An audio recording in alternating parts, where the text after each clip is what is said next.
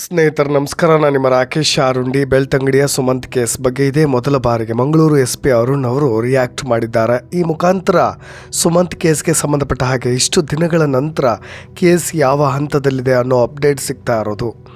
ಇತ್ತೀಚೆಗೆ ಅಸೆಂಬ್ಲಿಯಲ್ಲೂ ಕೂಡ ಹರೀಶ್ ಪೂಂಜಾ ಅವರು ಸುಮಂತ್ ಪ್ರಕರಣವನ್ನು ಸಮಗ್ರ ತನಿಖೆಗೆ ಒತ್ತಾಯಿಸಲಾಗಿತ್ತು. ನಂತರ ಹೋಮ್ ಮಿನಿಸ್ಟರ್ ಆದಂಥ ಪರಮೇಶ್ವರ್ ಅವರು ಕೂಡ ರಿಯಾಕ್ಟ್ ಮಾಡಿದ್ರು. ಸುಮಂತ್ ಕೇಸ್ ಬಗ್ಗೆ ಸ್ವಲ್ಪ ಸರ್ಕಾರವನ್ನು ಎಚ್ಚರಿಸೋ ಕೆಲಸಗಳು ಕೂಡ ಆಗಿತ್ತು. ಇದೀಗ ಬೆಳ್ತಂಗಡಿಯ ತಾಲೂಕು ಕಚೇರಿ ಮುಂಭಾಗ ಅನೇಕ ಸಂಘಟನೆಗಳು ಪ್ರತಿಭಟನೆ ನಡೆಸಿದ ಬೆನ್ನಲ್ಲೇ ಜಿಲ್ಲಾ ಪೊಲೀಸ್ ವರಿಷ್ಠಾಧಿಕಾರಿಗಳು ಪತ್ರಿಕಾ ಪ್ರಕಟಣೆಯನ್ನು ಹೊರಡಿಸಿದ್ದಾರೆ. ಕುಟುಂಬದವರಿಗಾಗಲಿ ಸುಮಂತ್ ಕೇಸ್ ಬಗ್ಗೆ ನ್ಯಾಯ ಬೇಡ್ತಿರೋ ಸಮಾಜಕ್ಕಾಗಲಿ ಇಲ್ಲಿಯವರೆಗೂ ಕೂಡ ಅನೇಕ ಗೊಂದಲಗಳಿದ್ದವು. ಕೇಸ್ ಬಗ್ಗೆ ಅನೇಕ ವಿಧಗಳಲ್ಲಿ ಶಂಕೆಯನ್ನು ಕೂಡ ವ್ಯಕ್ತಪಡಿಸಲಾಗ್ತಾ ಇತ್ತು. ಸರ್ಕಾರದ ಮಟ್ಟದಲ್ಲಿ ಯಾವಾಗ ಸುಮಂತ್ ಕೇಸ್ ಸದ್ದು ಮಾಡ್ತೋ ಎಚ್ಚೆತ್ತುಕೊಂಡಂಥ ಪೊಲೀಸ್ ವರಿಷ್ಠಾಧಿಕಾರಿಗಳು ಇದೀಗ ಪತ್ರಿಕಾ ಪ್ರಕಟಣೆಯನ್ನು ಹೊರಡಿಸೋ ಮುಖಾಂತರವಾಗಿ ಸುಮಂತ್ ಕೇಸ್ ಯಾವ ಹಂತದಲ್ಲಿದೆ, ಏನಾಗ್ತಾ ಇದೆ, ಯಾರು ಆರೋಪಿಗಳು ಅನ್ನೋದ್ರ ಬಗ್ಗೆ ಬಿಗ್ ಅಪ್ಡೇಟನ್ನು ಕೊಟ್ಟಿದ್ದಾರೆ. ಇದರ ಜೊತೆಗೆ ಸುಮಂತ್ ಕೇಸ್ ಸಂಬಂಧ ತನಿಖೆಯ ದಿಕ್ಕನ್ನು ತಪ್ಪಿಸುವ ಕೆಲಸಗಳನ್ನು ಕೆಲವೊಬ್ಬರು ಮಾಡ್ತಾ ಇದ್ದಾರೆ.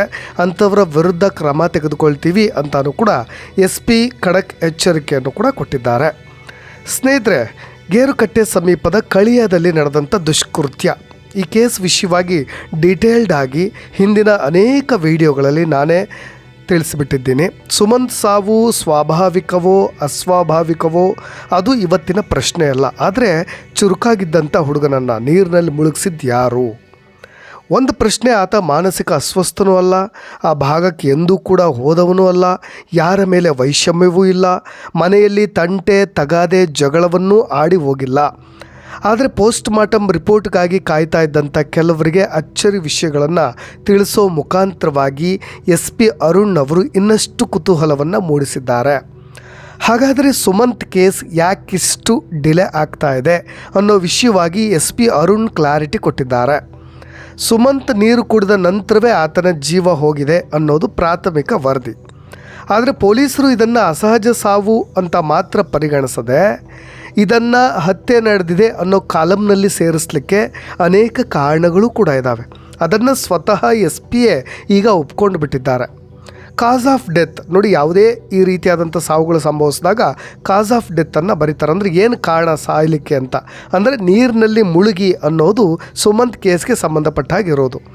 ಆದರೆ ಸುಮಂತ್ ತಲೆಯ ಮೇಲಿದ್ದಂಥ ಗಾಯಗಳು ಅನೇಕ ಅನುಮಾನಗಳನ್ನು ಹುಟ್ಟು ಹಾಕುವಂತಿತ್ತು. ಅನೇಕ ಗೊಂದಲಗಳನ್ನು ಪೊಲೀಸ್ನವ್ರಿಗೆ ಸ್ವತಃ ಅದು ಮೂಡಿಸ್ತಾ ಇತ್ತು. ಆ ಗಾಯ ಅಷ್ಟು ಸುಲಭವಾಗಿ ನೀರಿನಲ್ಲಿ ಬಿದ್ದಾಗ ಅಥವಾ ಮುಳುಗಿದಾಗ ಆಗುವಂಥದ್ದಲ್ಲ ಅನ್ನೋ ತೀರ್ಮಾನಕ್ಕೆ ಬಂದಿದ್ದಂಥ ಪೊಲೀಸ್ನವರು ಇದು ಯಾರೋ ಹತ್ಯೆ ಮಾಡಿರಬಹುದಾದ ಶಂಕೆಯ ಅಡಿಯಲ್ಲಿ ಪರಿಗಣಿಸ್ತಾರೆ. ಹಾಗಾಗಿಯೇ ಸಂಪೂರ್ಣ ಹಾಗೂ ಸಮಗ್ರ ತನಿಖೆಯನ್ನು ನಡೆಸುವ ಉದ್ದೇಶದಿಂದ FSL ವರದಿಗಾಗಿ ಪೊಲೀಸ್ನವರು ವೆಯ್ಟ್ ಮಾಡ್ತಾ ಇದ್ದಾರೆ. ನೋಡಿ, ಫಾರೆನ್ಸಿಕ್ ರಿಪೋರ್ಟ್ ಬರಬೇಕು. ಏನು ನಿಜವಾದಂಥ ಗಾಯ ಅಲ್ಲಾಗಿರೋದು, ಯಾರಾದರೂ ಯಾವುದಾದ್ರೂ ಮಾರಕಾಸ್ತ್ರಗಳಿಂದ ಹೊಡೆದಿದ್ದಾರಾ ಅಥವಾ ನೀರಿನಲ್ಲಿ ಬಿದ್ದಾಗ ಅಲ್ಲಿ ಒಳಗೆ ಕಲ್ಲುಗಳಿಗೆ ತಾಗಿ ಆಗಿರ್ತಕ್ಕಂಥ ಗಾಯನ, ಇದೆಲ್ಲವೂ ಕೂಡ FSL ರಿಪೋರ್ಟ್ ಬರಬೇಕಾಗತ್ತೆ. ಆ ರಿಪೋರ್ಟ್ ಬಂದ ನಂತರ ಪೊಲೀಸ್ನವ್ರಿಗೂ ಕೂಡ ಮತ್ತೊಂದು ಕ್ಲಾರಿಟಿ ಸಿಗುತ್ತೆ.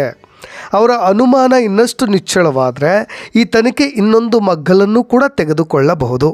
ಇಲ್ಲದಿದ್ದರೆ ಸುಮಂತ್ ಸ್ವತಃ ಹೋಗಿ ಅವನೇ ಬಾವಿಗೆ ಬಿದ್ದುಬಿಟ್ನ ಅನ್ನೋ ಪ್ರಶ್ನೆಗಳು ದಟ್ಟವಾಗ್ತಾ ಹೋಗುತ್ತೆ.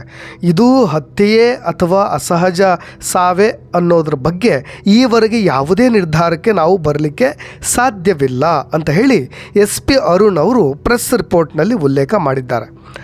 ನೋಡಿ, ಇನ್ನು ಈ ಕೇಸ್ನಲ್ಲಿ ಒಂದು ದೊಡ್ಡ ಮಟ್ಟಿಗೆ ದೊಡ್ಡ ಚರ್ಚೆಗಳು ಕೂಡ ಬೆಳ್ತಂಗಡಿಯ ಸುತ್ತಮುತ್ತ ನಡೀತಾ ಇರೋದು. ಬೆಳ್ತಂಗಡಿ ಪೊಲೀಸರ ದಕ್ಷತೆಯ ಬಗ್ಗೆ ಅನೇಕ ಜನಸಾಮಾನ್ಯರು ಸವಾಲು ಹಾಕಿದರೆ ಇವರು ಕೆಲಸಕ್ಕೆ ಬಾರದವರು, ಇವ್ರಿಗೆ ಸಾಮರ್ಥ್ಯ ಇಲ್ಲ, ದಕ್ಷರಲ್ಲ ಅನ್ನೋ ರೀತಿಯಾಗಿ ಮಾತನಾಡಿದರೆ, ಇನ್ನು ಕೆಲವೊಬ್ಬರು ಇವರೇ ಆರೋಪಿಗಳು ಅನ್ನುವಷ್ಟರ ಮಟ್ಟಿಗೆ ಸ್ವಂತ ನಿರ್ಧಾರಗಳನ್ನು ಕೂಡ ಸಾಮಾಜಿಕ ಜಾಲತಾಣಗಳಲ್ಲಿ ಹರಡ್ತಾ ಇದ್ದಾರೆ. ಈ ವಿಷಯದ ಸಂಬಂಧವಾಗಿ SP ಅರುಣ್ ಕೂಡ ಪತ್ರಿಕಾ ಪ್ರಕಟಣೆಯಲ್ಲಿ ಮೆನ್ಷನ್ ಮಾಡಿದ್ದಾರೆ. ಕೆಲವೊಬ್ಬರು ಪ್ರಕರಣಕ್ಕೆ ಸಂಬಂಧಿಸಿದಂತೆ ವಿವಿಧ ಸಿದ್ಧಾಂತಗಳನ್ನು ರೂಪಿಸಿ ಆರೋಪಿಗಳನ್ನು ಕುರಿತು ಊಹಾಪೋಹಗಳನ್ನು ಆಡ್ತಾ ಇದ್ದೀರಿ. ತನಿಖೆ ಎಲ್ಲ ಸಾಧ್ಯತೆಗಳನ್ನು ಪರಿಶೀಲಿಸುವ ದಿಸೆಯಲ್ಲಿ ನಾವು ನಡೀತಾ ಇದೆ, ನಾವು ಕೂಡ ವಿಚಾರಣೆ ನಡೆಸ್ತಾ ಇದ್ದೀವಿ. ಆದರೆ ನಾವು ಯಾರ್ಯಾರನ್ನು ವಿಚಾರಣೆಗೆ ಒಳಪಡಿಸಿದ್ದೀವೋ ಅವರೆಲ್ಲರನ್ನೂ ಕೂಡ ಪ್ರತಿಯೊಬ್ಬರು ಕೂಡ ಆರೋಪಿಗಳೇ ಅಂತ ಹೇಳಲಿಕ್ಕೆ ಸಾಧ್ಯ ಇಲ್ಲ. ಈ ಪ್ರಕರಣದ ಎಲ್ಲ ಅಂಶಗಳನ್ನು ಸಮಗ್ರವಾಗಿ ಪರಿಶೀಲನೆ ಮಾಡಲಿಕ್ಕೆ ನಾವು 4 ಟೀಮ್ ಅಡಿಯಲ್ಲಿ ಕಾರ್ಯನಿರ್ವಹಿಸ್ತಾ ಇದ್ದೀವಿ. 4 ಟೀಮ್ ಕೂಡ ಒಂದೊಂದು ಆ್ಯಂಗಲ್ನಲ್ಲೂ ಕೂಡ ಕಾರ್ಯನಿರ್ವಹಿಸ್ತಾ ಇದೆ. ಇದರ ಜೊತೆಗೆ ಆಗಸ್ಟ್ 2025 ಒಂದು ಅಸಹಜ ಸಾವು ಪ್ರಕರಣವನ್ನು ಈ ಕೇಸ್ನೊಂದಿಗೆ ತಳಕು ಹಾಕಲಾಗ್ತಾ ಇದೆ ಅನ್ನೋದು ಕೂಡ ನನ್ನ ಗಮನಕ್ಕೆ ಬಂದಿದೆ. ಇದುವರೆಗೂ ಆ ಇನ್ನೊಂದು ಪ್ರಕರಣ ಹತ್ಯೆಯಾಗಿದೆ ಅನ್ನೋದಕ್ಕೆ ಯಾವುದೇ ಸಾಕ್ಷ್ಯಗಳು ಲಭ್ಯವಿಲ್ಲ.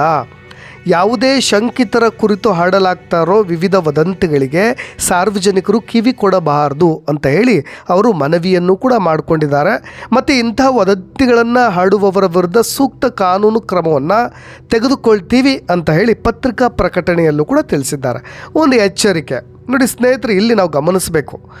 ಅರುಣ್ ಅವರು ಹೇಳಿಕೆಯನ್ನು ಗಮನಿಸಿದಾಗ, ಅವ್ರು ಕೊಟ್ಟಿರ್ತಕ್ಕಂಥ ಪ್ರೆಸ್ ನೋಟ್ನಲ್ಲಿ ನೀವು ಕೂಲಂಕುಷವಾದಂಥ ಹೇಳಿಕೆಗಳನ್ನು ಗಮನಿಸಿದಾಗ ಅವರು 2025 ಒಂದು ಕೇಸನ್ನ ತೆಗೆದುಕೊಳ್ತಾರೆ. 2025 ಶ್ರೀಧರ್ ಕೇಸ್ನ ತಳುಕು ಹಾಕಿಯೇ ಮಾತನಾಡಿದ್ದಾರೆ ಅಂತ ಹೇಳಿ ಸಂಪೂರ್ಣ ನಿರ್ಧಾರಕ್ಕೆ ನಾವು ಕೂಡ ಬರಬಹುದು. ಆದರೆ ಶ್ರೀಧರ್ನ ಹತ್ಯೆಯಾಗಿದೆ ಅನ್ನೋದಕ್ಕೆ ಯಾವುದೇ ಸಾಕ್ಷಿಗಳು ಲಭ್ಯವಿಲ್ಲ ಅನ್ನೋದನ್ನು ಖಚಿತವಾಗಿ SP ಅವರೇ ಒಪ್ಕೊಂಡಿದ್ದಾರೆ ಈ ಮಾತಿನಲ್ಲಿ, ಪ್ರೆಸ್ ನೋಟ್ನಲ್ಲಿ. ಹಾಗಾಗಿ ಅದು ಕೂಡ ಸಾಕ್ಷಿಗಳಿಲ್ಲದೆ ಕೇಸ್ ನರಳಾಡ್ತಾ ಇದೆ ಅನ್ನೋದನ್ನು ನಾವೀಗ ಗಮನಿಸಬೇಕು. ಇನ್ನು ಸುಮಂತ್ ಕೇಸ್ನಲ್ಲೂ ಕೂಡ ನೇರವಾದಂಥ ಸಾಕ್ಷ್ಯಗಳು ಇಲ್ಲ, ಅಂದರೆ ಕಣ್ಣಾರೆ ಕಂಡವರು. ಇಲ್ಲಿ ನಾವು ಸರ್ಕಮ್ಸ್ಟೆನ್ಷಿಯಲ್ ಎವಿಡೆನ್ಸ್ ಆಧಾರದಲ್ಲೇ ತನಿಖೆಯನ್ನು ಮಾಡಬೇಕಾಗತ್ತೆ.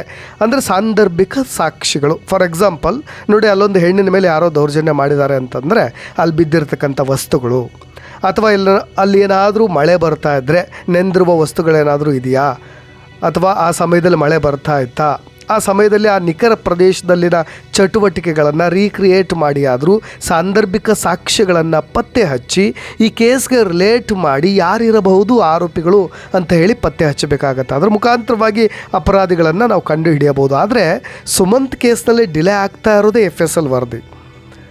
ಅವರು ವೆಯ್ಟ್ ಮಾಡ್ತಾ ಇರೋದೇ FSL ವರದಿಗಾಗಿ. ಅದು ಕೊಲೆ ಅನ್ನೋದೇ ಇನ್ನೂ ಕೂಡ ಪ್ರೂವ್ ಆಗಿಲ್ಲ. ಅದು ಪ್ರೂವ್ ಆಗಬೇಕು ಅಂದರೆ ನಮಗೆ ವಿಧಿವಿಜ್ಞಾನ ಪ್ರಯೋಗಾಲಯದಿಂದ ಆ ಥರದ ಒಂದು FSL ರಿಪೋರ್ಟ್ ಬರಬೇಕಾಗತ್ತೆ ಅಂತ. ಇನ್ನು ಅದ್ಭುತ ಇರ್ತಕ್ಕಂಥ ಗಾಸಿಪ್ಗಳು ನೋಡಿ, ಸ್ವಂತ ಮಾವನ ಮೇಲೆ ಅನುಮಾನಗಳನ್ನು ಸೃಷ್ಟಿ ಮಾಡಲಾಗ್ತಾ ಇದೆ, ಅಣ್ಣನ ಮೇಲೂ ಕೂಡ ಅನುಮಾನಗಳು, ಅಕ್ಕಪಕ್ಕ ಫ್ರೆಂಡ್ಸ್ ಜೊತೆಗೆ ಅಕ್ಕಪಕ್ಕ ಮನೆಯವರ ಮೇಲೆ ಎಲ್ಲರ ಮೇಲೂ ಕೂಡ ಈ ರೀತಿಯಾದಂಥ ಅನುಮಾನಗಳನ್ನು ವ್ಯಕ್ತಪಡಿಸಲಾಗ್ತಾ ಇದೆ. ನೋಡಿ, ವಿಚಾರಣೆ ಮಾಡಿದವರೆಲ್ಲ ಆರೋಪಿಗಳಲ್ಲ ಅನ್ನೋದನ್ನು SP ಅವರೇ ಹೇಳ್ತಿದ್ದಾರೆ. ನೋಡೋಣ ಈ ಕೇಸ್ ಯಾವ ಹಂತಕ್ಕೆ ಹೋಗುತ್ತೆ. ಯಾವುದೇ ಸಾಕ್ಷ್ಯಗಳು ಕೂಡ ಇಲ್ಲ, ಯಾವುದೇ ಸಾಕ್ಷ್ಯಗಳಿಲ್ಲ ಅಂಥೇಳಿ ಶ್ರೀಧರ್ನ ಕೇಸ್ ಕೂಡ ಮೂಲೆ ಗುಂಪಾಯ್ತಲ್ಲ. ಪ್ರತಿಭಟನೆ ನಡೀತಲ್ವ ಬೆಳ್ತಂಗಡಿಯಲ್ಲಿ, ಅಲ್ಲಿ 2 ಕೇಸ್ ಸಂಬಂಧವಾಗಿ ಸಮಗ್ರ ತನಿಖೆ ಮಾಡಿ ಆರೋಪಿಗಳನ್ನು ಪತ್ತೆ ಹಚ್ಚಿ ಅಂತ. ಒಂದು ಇದೇ ಬೆಳ್ತಂಗಡಿಯ ಮುಖೇರಾದ ಶ್ರೀಧರ್, ಆತನೂ ಕೂಡ ಇದೇ ರೀತಿಯಾಗಿ ಯಾರು ಅಂತಲೇ ಗೊತ್ತಾಗಲಿಲ್ಲ. ಇನ್ನು ಸುಮಂತ್ ಕೇಸ್, 2 ಕೇಸ್ ಸಂಬಂಧವಾಗಿ ಅಲ್ಲಿ ಹೋರಾಟ ಪ್ರತಿಭಟನೆ ನಡೆದಿದ್ದು. ಬೆಳ್ತಂಗಡಿಯ ಪೊಲೀಸ್ನವರು ಏನು ಮಾಡ್ತಾ ಇದ್ದಾರೆ ಅಂತ ವಿವಿಧ ಸಂಘಟನೆಯ ಒಂದಿಷ್ಟು ನಾಯಕರುಗಳು ಆಗ್ರಹವನ್ನು ಮಾಡಿದ್ದು, ಸರ್ಕಾರಕ್ಕೂ ಕೂಡ ಒತ್ತಾಯವನ್ನು ಮಾಡಿದ್ದು. ಈ ಕೇಸ್ನಲ್ಲೂ ಕೂಡ ಯಾವುದೇ ಸಾಕ್ಷ್ಯಗಳಿಲ್ಲ, ನೇರ ಸಾಕ್ಷ್ಯಗಳು, ಅಥವಾ ಇದು ಈ ರೀತಿಯಾಗಿ ಹತ್ಯೆ ಮಾಡಲಾಗಿದೆ ಅಂತ ಹೇಳಲಿಕ್ಕೂ ಕೂಡ ಯಾವುದೇ ಸಾಕ್ಷ್ಯಗಳು ನಮಗೂ ಸಿಗ್ತಾ ಇಲ್ಲ ಅಂತ ಹೇಳಿ ಇದನ್ನು ಕೂಡ ಸೈಡ್ಲೈನ್ ಮಾಡಿಬಿಟ್ರೆ ನೋಡ ಇಲ್ಲ. ಅಥವಾ ಇದೇ ಪೊಲೀಸ್ನವರು, ಮಂಗಳೂರು ಪೊಲೀಸ್ನವರು ಬುದ್ಧಿವಂತರಾಗಿದ್ದರೆ ಈ ಕೇಸ್ನ ಬಗೆಹರಿಸ್ತಾರ, ಅದು ಕೂಡ ಪ್ರಶ್ನೆ ಆಗುತ್ತೆ. ನಾವು ಕಾದು ನೋಡಬೇಕಾಗತ್ತೆ. ಇನ್ನೂ ಕೂಡ ಬಹಳಷ್ಟು ಮಾಹಿತಿಗಳು ಪೊಲೀಸ್ನವರಿಗೆ ಸಿಗಬೇಕಾಗಿರೋದ್ರಿಂದ FSL ಯಾಕೆ ಇಷ್ಟು ಡಿಲೇ ಆಗ್ತಿದೆಯೋ ಅದು ನಮಗೂ ಗೊತ್ತಿಲ್ಲ. ನೋಡೋಣ ಏನಾಗಬಹುದು ಅನ್ನೋ ನಿರೀಕ್ಷೆಗಳೊಂದಿಗೆ ನಾವು ಕೂಡ ಕಾಯ್ತಾ ಇನ್ನಷ್ಟು ಅಪ್ಡೇಟ್ಸ್ಗಳೊಂದಿಗೆ ಮತ್ತೆ ಬರ್ತೀನಿ. ನಾನು ರಾಕೇಶ್ ಆರುಂಡಿ. ನಿಮ್ಮ ಕಮೆಂಟ್ಸ್ ಕೂಡ ಇಂಪಾರ್ಟೆಂಟ್ ಆಗುತ್ತೆ, ಅದನ್ನು ಕೂಡ ತಿಳಿಸಿ ಅಂತ ಹೇಳ್ತಾ ಧನ್ಯವಾದ.